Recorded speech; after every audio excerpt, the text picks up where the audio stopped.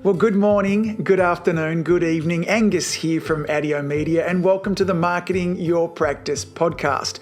Now, this is going to be a new kind of snackable episode that I'm going to be adding into the podcast.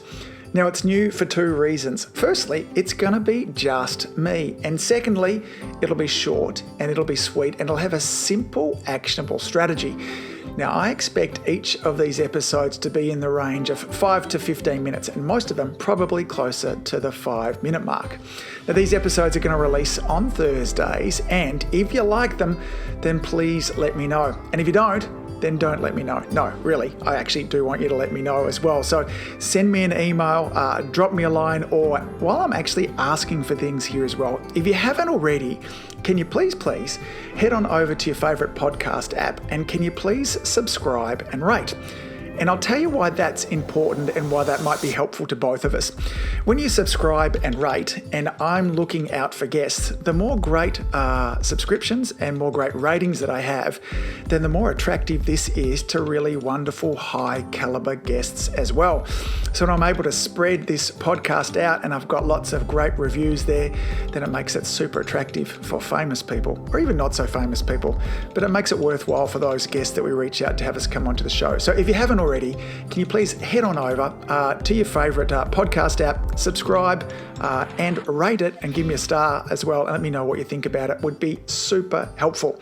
Now, in today's episode, I want to share two quick stories with you as well. One of them happened to me just yesterday as well, but the first one didn't happen to me, but it's a story that I heard, and it's a story that's often told about Gary Halbert. Now, for those of you that study marketing, you might know of Gary. He's one of the original gangsters, the OGs, when it comes to marketing. And Gary used to do lots of teaching about marketing, and he often does this role play with his audience where he says, you and I are both going to be setting up a restaurant.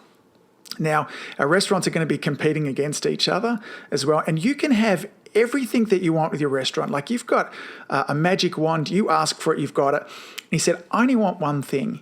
He said, and I get that one thing, and I know that even if you get everything that you ask for, I know my restaurant's going to do better than yours. So he sets the challenge forth, and the students start putting their hand up, and they say, of course I want a beautiful restaurant, and I want it in an amazingly busy place, and I want an incredible chef, and they go on and they list until Gary says, is there anything else? Is there anything else? And so they've built this stunning restaurant, famous chefs, incredible food, celebrities coming to it, all of those kind of things there as well. And when they've finally exhausted their list, then Gary finally says, here's all I want. He says, all I want is a starving audience. Now, this is one of the things that we forget about when it comes to marketing all the time, is that nothing is more important than a starving audience. Now, you might have a wonderful product, it might be at a great price, it might be in a wonderful position, but if you don't have a starving audience full of people who are raising their hand to come and buy that product, then you're going to have a really difficult time. Now, this can be one of the challenges, and perhaps this for another time, is that when we're trying to market wellness. You see, wellness is one of those things that doesn't have the same urgency as somebody who's suffering right now with a raging sciatica or ongoing migraine headaches or fertility issues. Our desire to move away from a problem is much, much stronger than our desire to move towards a solution. Now, let me tell you what this looks like in the real world side of things. Now, I spent the weekend at a digital marketing conference, and I'm sitting on the plane on the way home, and I actually take one step backwards for a moment. At the conference I was at the exhibition centre in Queensland, there was also another conference that was happening there at the same time for a really large multi-level marketing company that does lots of kind of women's makeup and bits and pieces like that as well. I won't mention their name. It doesn't matter. Actually, I will mention their name because there's nothing against them. It was Arbonne. And a great bunch of people and doing fabulous things as well. And I'm sitting on the plane, and the lady sitting next to me, I noticed that she was reading through some pamphlets, and that she was obviously there at the conference. So I struck up a bit of a conversation with her, and we got talking a little bit about Arbonne, and she said, have you tried the products? I said, absolutely. I said, my wife has tried them. And she said, what were your thoughts? And I said, look, they're okay, but she's found other products that she likes better. And I was really positive about the company and the great things and all that it stood for. And then an interesting thing happened, because then she said to me, I should give you my card and then you can check things out. Now, one, she didn't listen to the fact that I'd already told her that we'd tested the products and that we weren't using them. And then I said, oh, no, it's okay. We've tested them. I'm not interested. And so things went on a little bit. I did a little bit of work, read my book for a little bit of a time there as well, and then came back again, and I could see that she was really interested to start up another conversation with me. And I like these situations because they're slightly awkward, but I think they're really interesting to kind of look at human psychology as well. And I love to see how a sales pitch is going to be done. So the plane was starting to come down to land. I was aware of some of her urgency as well. And she started to say something to me. I had to turn my kind of headphones off at this stage there too. And she handed her card to me and she said, oh, here's the card and here's a website link and here's a couple of free samples and you should go over there and check out X, Y, and Z. Now, at this stage here, I have a desire inside of me to really be lovely, but stronger than my desire to be really lovely was to, in this situation, I was a bit interested to see how she would respond if I actually just told her again, oh, no, I'm not interested. As I mentioned to you before, I don't need your card and I'm not going to go over there and follow that through.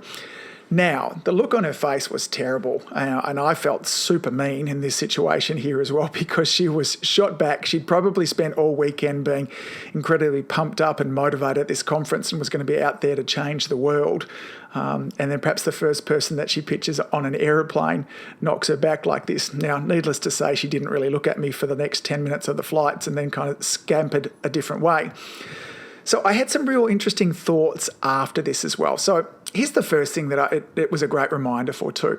Just because I said no to this person didn't mean that I didn't think that she was a lovely person, because I really did. And I really wanted to tell her that, hey, listen, just because I said no doesn't mean that I don't think that you're really great. Because often, I don't know if you've had this situation, but sometimes when people say no to me, whatever I'm offering them, whether it's inviting them to be a part of Community Influencer or to a conference I'm running, when they say no, I can't help but take it really personally. And I make it mean lots of different things. I don't know if you ever do that as well. But this is a great reflection. This was nothing about her personally at all. And here's the second bigger thing that I realised, is that she was trying to solve a problem that didn't exist. She didn't identify a need inside of me. I didn't have a problem that she could solve. And when we try to solve problems that don't exist, we're setting ourselves up for massive problems. And I see this all the time now, whether it be a chiropractor, a naturopath, or Chinese med practitioner. When we're creating videos and we're putting videos in front of people that are not interested, it's no wonder they don't get watched. When we're inviting people into our practice and we don't first identify what a problem is, then it's no wonder why they're not going to come in and see us. Now, Martin Harvey says an interesting thing, because you would often hear this concept of the elevator pitch, that, when you jump inside an elevator pitch, if you've got a 30 to 60 or 90 second kind of pitch about what you do and why you make a difference to the world, I'll tell you why an elevator pitch is a load of rubbish. Well, one, because if you jumped in an elevator and you did that, we'd all look at you like you're crazy. But you should get really great at taking your message and having that message match who you're talking to. And if I go back to Claire, because that was her name who was sitting next to me, I think it was Claire, I kind of saw it on a business card there. The first thing that she needed to do was identify a problem. Now, there may not have been a problem that her company could have solved with me, but she certainly didn't dive around. Now, she could have said this: when did you try the products? How long ago was it? What was your experience with it? Maybe things have changed since then. Maybe they've got new products, and maybe she could have sold me on the benefits of the new products, but she didn't do any of that. Now, whether she didn't have the confidence or the experience of that kind of stuff there too, but she missed that step. She didn't identify an urge. She didn't have a starving audience, as Gary said, in front of her. So she had all the great products. She had a great pitch. She had all those great kind of things there, but she didn't identify a problem first. So my message for today is this: before you start going and inviting people into your practice, before you start wanting to work with different community groups or go out and start doing group talks, before you want to get people consuming your content, first what you need to do is identify a problem. Now, there can be solutions that fit multiple different problems. And the better that you get at communicating, the better you're going to be at linking your solution, whether it be chiropractic or Chinese med or naturopathy or massage, to any different kind of person. Now, the better job you do at matching the problem and the solution, the more successful that you will be. That's my thoughts for today. Stop trying to solve problems that don't exist, and life will be much easier for you and you'll be way more successful. So, as I said at the start of this too, if this has been a helpful little episode, then let me know. You can send me an email or hop onto any of the social media platforms. And if you haven't, then as I mentioned earlier also, it's really helpful for the podcast if you subscribe and if you rate and review, because that helps me get way more cool guests on as well. As always, gang, thanks for all that you do. Keep saving lives. Your community really needs you. See you soon. If you enjoyed listening to this podcast, you have to come and check out the Community Influencer Program. It's my monthly coaching program where we take all this material and I'll work one-on-one with you to apply, implement, systematize, and help guide you and your practice to the next level. Now you can join me on over at adiomedia.com/join. That's adiomedia.com/join. I'd love to see you in there.